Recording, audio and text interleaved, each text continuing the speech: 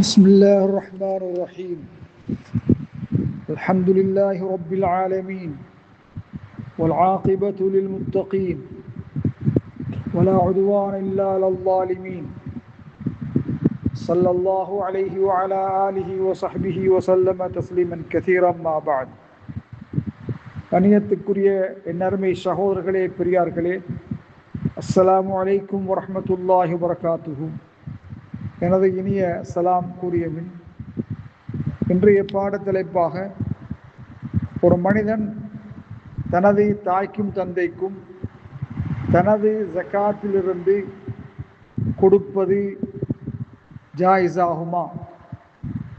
ஒரு பிள்ளை, ஒரு மகனோ மகளோ தனது ஜகாத்திலிருந்து தாய் தந்தைகளுக்கு கொடுப்பது ஜாயிஸாகுமா என்ற கேள்விக்கு பதிலாக அல்-அபு வல் உம்மு தஜிபு நஃபகத்துல் இன்சான், அந்த பிள்ளையின் மீது, அந்த மகனின் மீது அவ்விருவருக்கும், தாய்க்கும் தந்தைக்கும் செலவினம் கொடுப்பது கடமையாகும்.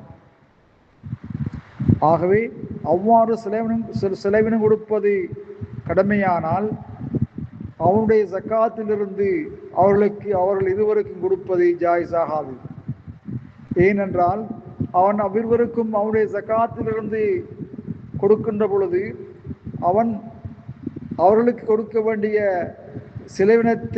செலவினத்திலிருந்து தன்னை பூர்ணப்படுத்துகிறான், தன்னை பாதுகாத்துக் கொள்கிறான். அதனால் அவன் தனது ஜக்காத்திலிருந்து தாய் தந்தைகளுக்கு ஜகாத்தாக கொடுப்பது ஜாயிஸாகாது. இருந்தும் அவர்கள் இருவருக்கும், தாய்க்கும் தந்தைக்கும் கடன்கள் இருந்தால் அதை நிறைவேற்றுவதற்காக வேண்டி கொடுப்பதில் தவறு இல்லை என்று மார்க்க அறிஞர்கள் குறிப்பிட்டிருக்கிறார்கள். தந்தையின் மீது கடன் இருக்கிறது, அதை தந்தை நிறைவேற்ற முடியாமல் இருக்கின்றான். அந்த நேரத்திலே மகன் அவனுடைய ஜகாத் பணத்திலிருந்து அதை நிறைவேற்றுவதற்குரிய வழிவகையை செய்வது ஜாயிஸாகும். கொடுப்பதிலே எந்த விதமான தவறும் கிடையாது. அதே போல்தான் தாய், அதே போல்தான் மகன் அல்லது மகள் இருவரும் மீதும் கடன் இருக்குமேயானால் தெயின், அவர்கள் இருவரும் அதை நிறைவேற்ற முடியாமல் இருக்கின்றார்கள், நிறைவேற்றுவதற்கு சக்தி பெற திராணியற்றவர்களாக இருக்கின்றார்கள். அவ்வாறு இருந்தால் தாய் தந்தையர்கள் அவர்கள் இருவருடைய கடனை நிறைவேற்றுவதற்கு உதவி செய்வதில் தவறு கிடையாது.